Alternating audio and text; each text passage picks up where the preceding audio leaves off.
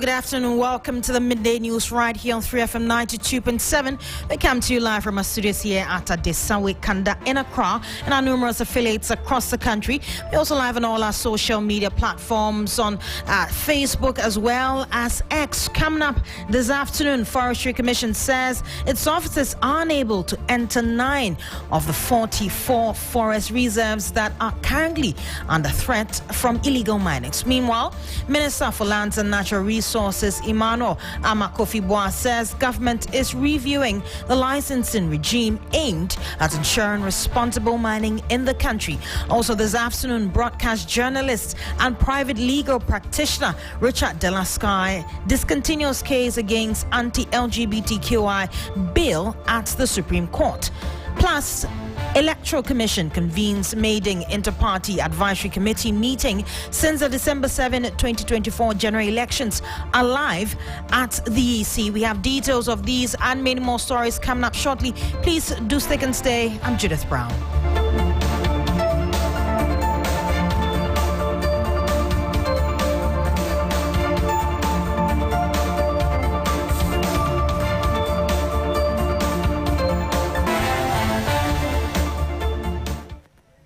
And first, the Minister for Lands and Natural Resources, Emmanuel Kofi Amaboa, says government is reviewing the licensing regime aimed at ensuring responsible mining in the country. Now, he was speaking at a conference for members of Parliament in Accra on restoring a culture of proper small-scale mining. Meanwhile, the Forestry Commission says its officers are unable to enter 9 of the 44 forest reserves that are currently under threat from illegal miners. 5,000 hectares of forest reserves have so far been degraded by activities of illegal miners. Here's Gilbert Isiakwan. He's a technical director for the forestry at the Forestry Commission, speaking at a dialogue on restoring a culture of proper mining. Out of the 288 forest reserves, now I'm telling you the impact of illegal mining on forest reserves. Out of the 288, 43 of them are now under threat, serious threat. At the time we prepared this slide, we had 43. In Vice President's speech, he said 44. Minister also mentioned 44. It means an additional forest reserve that was not recognized, that was not under any attack, under any threat, is now part of the list. Now we have 44.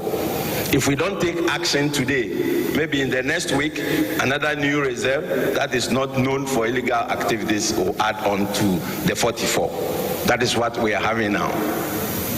And Minister mentioned about 5,000 hectares of our forest reserves are degraded, heavily degraded. And he mentioned that will be in the equivalent of 7,500 football pitches, standard football pitches. And this is serious. This is happening in Ashanti region, Bekwai, specifically Bekwai and Carrier district, Western region in Tapwa and Dabuase area, and the western of Bibiani and Chi. These are the notorious areas where these illegal activities are happening. Now, we have color chart here to show you the extent of devastation and the threat. We have 4 colors here: the red, the yellow, the orange, the yellow, and the green. Out of the 44 reserves, 9 of them are colored red. And what does that mean? In these 9 reserves, the Forestry Commission that has the mandate to do that, to manage these areas, cannot even enter the forest now. They cannot enter any of these 9 reserves currently.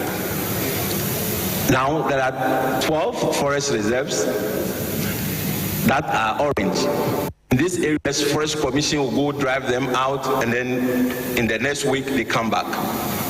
They are very aggressive on the forest officials. 18 forest reserves are medium difficulty. There they go, and then for a number of months they don't return. And it's only 4 reserves out of that 44 that they have control. But with the efforts of the minister, at least some of the red zones are beginning to come down. As he mentioned, he was on the field. Next slide, please. These are the nature of forest. Those of you who have not been to our forest reserves, this is the kind of thing you will see. A whole greening area being degraded, patchy areas now looking like lakes inside the reserve, all over dotted. This is Bonsa River Forest Reserve in the Western region. Next slide, please.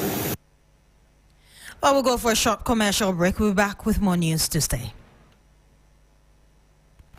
Winchi, Akachi, Accra, or Takrady. As long as it's on Ghana's map, we're there. With our network of healthcare service providers across the entire country, wherever you find yourself in Ghana, Nationwide Medical Insurance has got you covered. We are nationwide, literally. Your health is worth protecting. Call us on 0800 222222 or visit www.nationwidemh.com. Nationwide Medical Insurance. Join the healthcare family.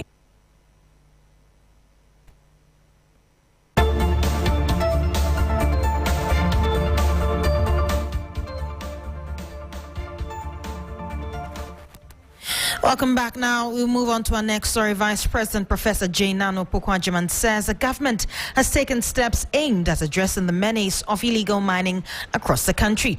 The Vice President was opening the dialogue on restoring a culture of proper mining in Ghana. And identify efforts in reclaiming degradable or degraded lands.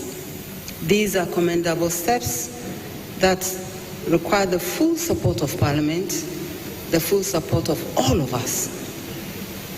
As we embark on this orientation session, I urge each one of you respectfully to approach it with a shared sense of responsibility and commitment.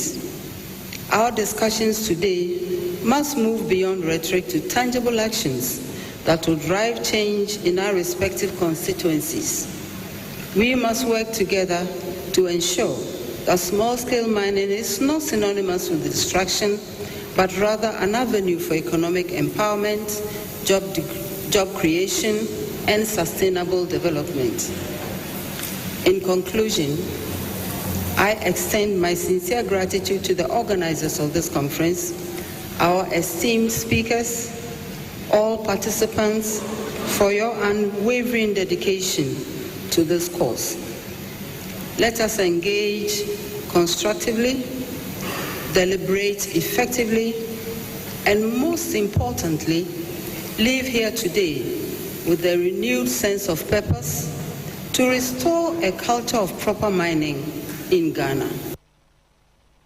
Now, broadcast journalist and private legal practitioner Richard Delasky has discontinued his case against the anti-LGBTQ+ bill at the Supreme Court. Now, the journalist filed a judicial review following the dismissal of his suit against the bill on December 18. But on Wednesday, February 26, his lawyers, led by Pakwesi Abedu, indicated to a 9-member panel of justices that they had filed a notice of discontinuation and hence would want to withdraw the case. Now, the Apex Court then struck out the suit, but not before chastising lawyers of the applicant for the failure of Delasky to show up in court. Here's Pakwesi Abedu, the lawyer of Richard Delasky. Foremost concern is the development of this country. One of our grounds for pressing this matter and contesting it up to this point was because it is a private member motion. Right. But if you've been following the news, His Excellency the new President of the Republic did not hesitate to indicate that he will ensure that the bill is introduced by the executive, reintroduced by the executive. Yeah. That totally makes our contention moot. So if it's going to be reintroduced by the executive, then there's no point pressing the matter before the court. But at the Supreme Court, I cannot say this because it is a political twist. Right. And it would have invited different arguments. So the furthest we can go is to get our clients to withdraw the action. It's unfortunate he's not around. The rep could not make it, and that is what landed us a bit in rough waters. But we fell through, and we give thanks to God. On to some more stories now. The suspect in the shooting incidents that led to the death of Laurentia Nabole Nelson, also known as Nagamu, in Nungwa, Samuel Ejay, has been charged with 2 counts of unlawful possession of firearms and murder. Now, the case presided over by Her Worship Georgette Kamel at the Teshinungwa District Court 2 has been adjourned to March 12 to allow the prosecution to conclude investigations and forward the docket to the Office of the Attorney General for advice. My colleague Sarah Prenkro has been following the case and joins me with more on this. Sarah, if you can hear me, what more can you tell us about the ongoing investigation? Well, it seems we are working the lines to get to Sarah Penkro, who has been following up on this story. But we have some sounds for you about this particular incident. Let's take a listen. The whole thing is a mistake. Okay, so the news out there, they say someone has shot grandmother or something. You see, he didn't, like, it wasn't intentional. It's like this kind of mistakes.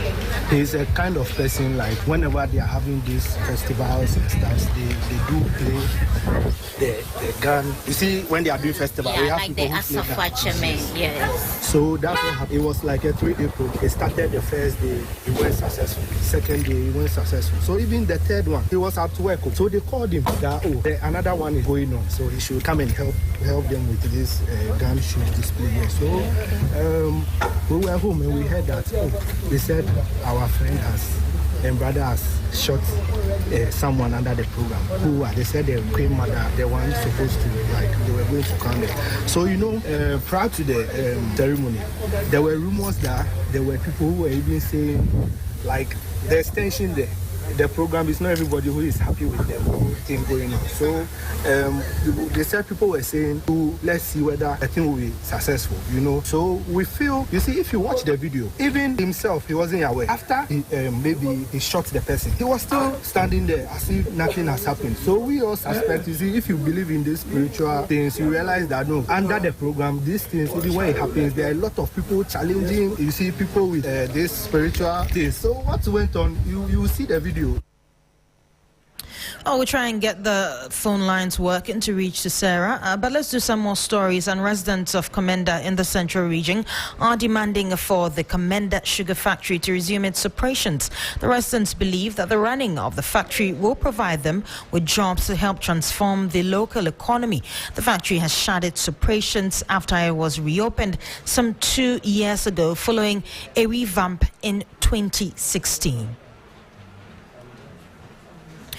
Well, we're trying to reach correspondent Kwesiado, who has been engaged in some residents there. We'll get to him shortly.